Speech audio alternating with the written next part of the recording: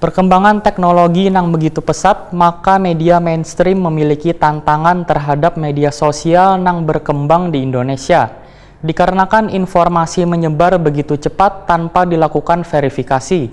Permasalahan ini tentunya menjadi tantangan untuk memverifikasi konsumsi pemberitaan yang layak bagi warga. Seperti nama, foto.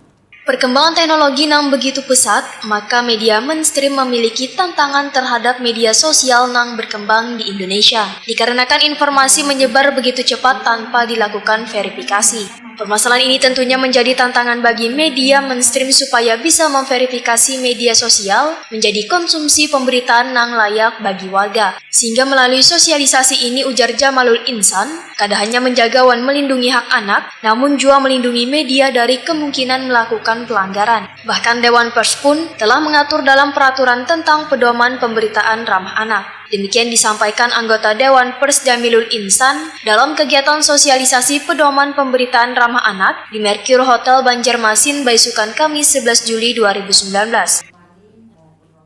Viral aja gitu, jadi yang sebenarnya bahasa yang itu nggak layak gitu di media, keluar juga gitu. Jadi kalau misalnya, loh tapi itu kan yang bicara kan.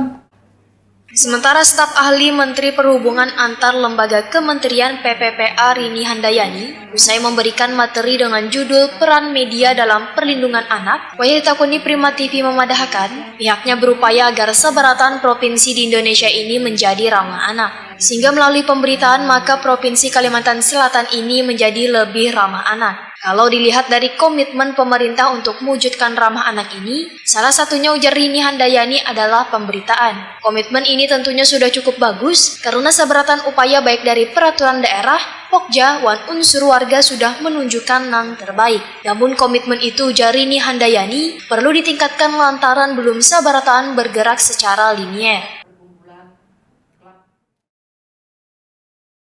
Kalau tahun lalu Provinsi Kalsel memang belum menuju dikategorikan sebagai provinsi penggerak KLA, tapi atau Profila ya, jadi belum dikategorikan itu. Tapi saat ini karena kalau tahun lalu itu baru 4 kabupaten kota di Provinsi Kalimantan Selatan yang menuju ramah anak, menuju layak anak. Artinya apa? Baru masuk kategorinya dengan kategori Pratama dan Madya tahun 2018. Nah, tahun ini luar biasa peningkatannya karena ternyata upaya-upaya yang dilakukan di 13 kabupaten kota di Provinsi Kalsel itu ternyata 10 kabupaten kota sudah mampu menyampaikan, termasuk bagaimana mereka bermitra dengan media dalam hal untuk perlindungan anak ini. Jadi mudah-mudahan ke-10-nya bisa masuk kategori dalam menuju KLA, dan karena ini belum final nanti akan diberikan penghargaannya pada Hari Anak tanggal 23 Juli yang akan dilaksanakan di Provinsi Sulawesi Selatan.